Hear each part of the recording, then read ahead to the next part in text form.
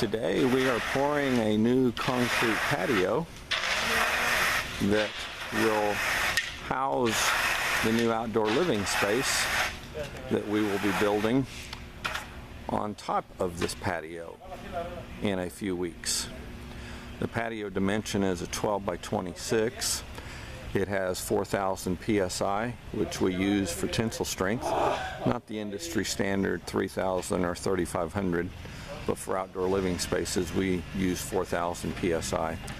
We have rebar tied-on centers, and we have also installed a tight-line drainage system with solid PVC and a clean out, so that if there is ever any clogging, we do not believe in using the black flex pipe, but we use the solid wall pipe so that the plumber's auger does not get bound on the internal ridges of the black flex pipe.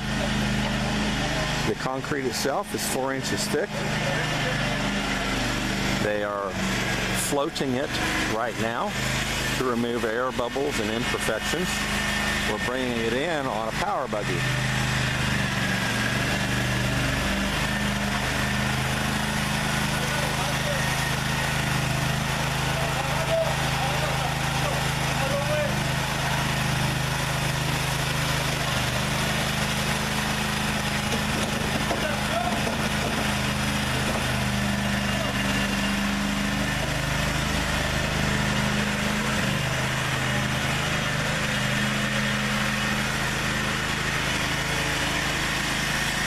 We are pouring at a thickness of 4 inches.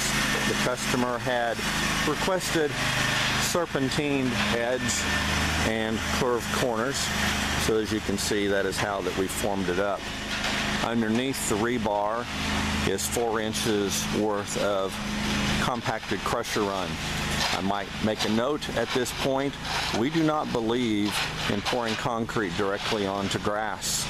Instead, we excavate out for 4 inches worth of soil, then put in the 4 inches of compacted crusher run and pour the 4 inches worth of concrete on top.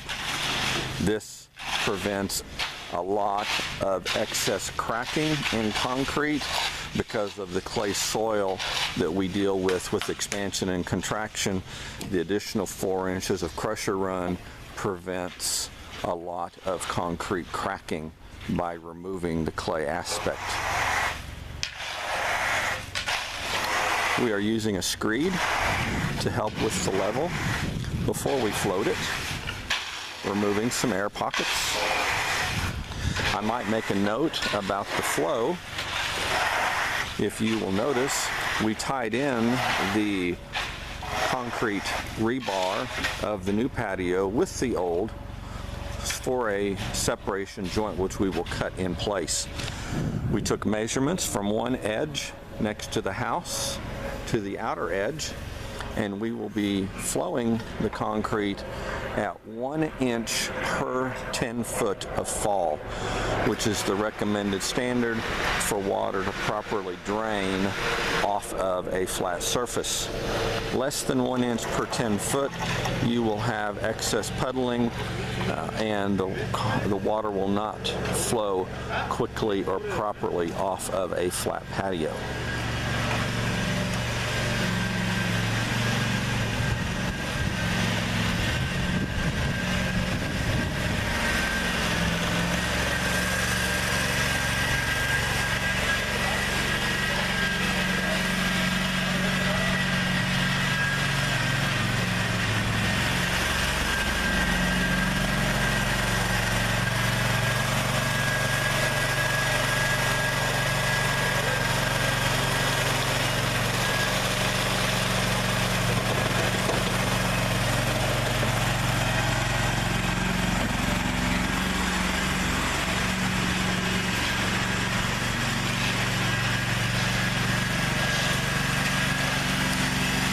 That's it for now on part 1.